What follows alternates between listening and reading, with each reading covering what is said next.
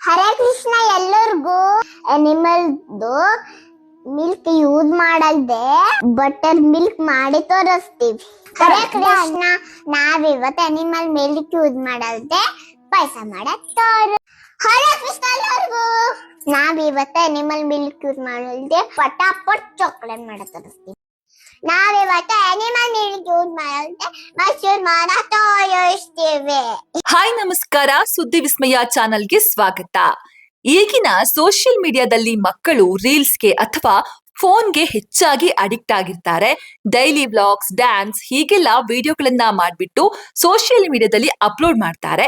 ಆದ್ರೆ ಇಲ್ಲೊಬ್ಳು ಬಾಲೆ ತನ್ನ ತಾಯಿಯ ಸಹಾಯವನ್ನ ಪಡೆದು ಒಳ್ಳೆಯ ಸಂದೇಶ ಇರುವ ವಿಡಿಯೋಗಳನ್ನ ಅಪ್ಲೋಡ್ ಮಾಡ್ತಾರೆ.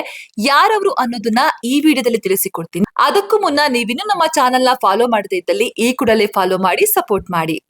ಈ ಪುಟಾಣಿ ಕಂದನ ಹೆಸರು ಲಿಯಾ ಐಗಿರೆ. ಇವರ ತಾಯಿಯ ಹೆಸರು ರಿತಿಕ್ಷಾ. ಇವರ ತಾಯಿ ಬಗ್ಗೆ, ಅವರು ಕ್ಯಾನ್ಸರ್ ವಿರುದ್ಧ ಹೋರಾಡಿ ಹೇಗೆ ಬೇರೆ ಹೆಣ್ಣು ಮಕ್ಕಳಿಗೆ ಮಾದರಿಯಾಗಿದ್ದಾರೆ ಅನ್ನೋದನ್ನ ಕೂಡ ನೆಕ್ಸ್ಟ್ ವಿಡಿಯೋದಲ್ಲಿ ತಿಳಿಸಿಕೊಡ್ತೀನಿ. ಈ ವಿಡಿಯೋದಲ್ಲಿ ಲಿಯಾ ಐಗಿರಿಯ ಬಗ್ಗೆ ಮಾತ್ರ ನಾನು ಒಂದಷ್ಟು ವಿಚಾರಗಳನ್ನ ಹಂಚಿಕೊಳ್ತೀನಿ. ನಾನಿವತ್ತು ಈ ವಿಡಿಯೋವನ್ನ ಮಾಡೋದಕ್ಕೆ ಕಾರಣ ಲಿಯಾ ಹಾಗೂ ಆಕೆಗಿರುವ ಸಂಸ್ಕಾರ. ಲಿಯಾ ಅವರು ಭಗವದ್ಗೀತೆ, ಕೃಷ್ಣನಾಮ ಸೇರಿ ಹಲವಾರು ಜಪಗಳನ್ನ ನಿರರ್ಗಳವಾಗಿ ಹೇಳ್ತಾರೆ. ಕನ್ನಡ ಕೂಡ ಬಹಳ ಚೆನ್ನಾಗಿದೆ, ಓದೋದು ಕೂಡ ಕೇಳೋದಕ್ಕೆ ತುಂಬಾನೇ ಇಂಪಾಗಿದೆ. ವಿಡಿಯೋ ಆರಂಭದಲ್ಲೇ ಲಿಯಾ ಅವರು ಹರೇ ಕೃಷ್ಣ ಅಂತ ಮುದ್ದಾಗಿ ಹೇಳ್ತಾರೆ. ಇವರು ತಮ್ಮ ಐಡಿಯಲ್ಲಿ ಒಂದು ವಿಡಿಯೋವನ್ನ ಮಾಡ್ತಾರೆ. ಆ ವಿಡಿಯೋ ನಿಜಕ್ಕೂ ಕೂಡ ತುಂಬಾನೇ ಅರ್ಥಗರ್ಭಿತವಾಗಿತ್ತು. ನನಗಂತೂ ಆ ವಿಡಿಯೋ ತುಂಬಾ ಇಷ್ಟ ಆಗಿತ್ತು. ಅದೇನಂದ್ರೆ ಹಸು ಅಥವಾ ಬೇರೆ ಪ್ರಾಣಿಗಳಿಗೆ ನೋವು ಕೊಡದೆ ಅದರ ಹಾಲನ್ನ ಬಳಸದೆ ನೈಸರ್ಗಿಕವಾಗಿ ಬಟರ್ ಮಿಲ್ಕ್ ಹೇಗ್ ಮಾಡೋದು ಅಂತ ಲಿಯಾ ಅವರು ಹೇಳಿಕೊಟ್ಟಿದ್ದಾರೆ. ನೈಸರ್ಗಿಕವಾಗಿ ಹಾಲನ್ನ ತಯಾರಿಸಬಹುದು ಅಂತ ವಿಡಿಯೋದಲ್ಲಿ ತುಂಬಾ ಅಚ್ಚುಕಟ್ಟಾಗಿ ತಿಳಿಸಿಕೊಟ್ಟಿದ್ದಾರೆ ಲಿಯಾ ಅವರು.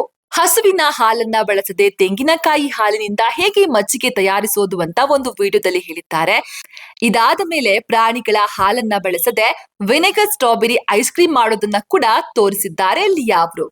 ಹಾಗೇನೆ ಹಸುಗೆ ನೋವು ಕೊಡದೆ ಕಡಲೆಕಾಯಿಯಿಂದ ಮೊಸರು ಹೇಗೆ ಮಾಡೋದು ಅಂತ ಕೂಡ ಹೇಳ್ಕೊಟ್ಟಿದ್ದಾರೆ.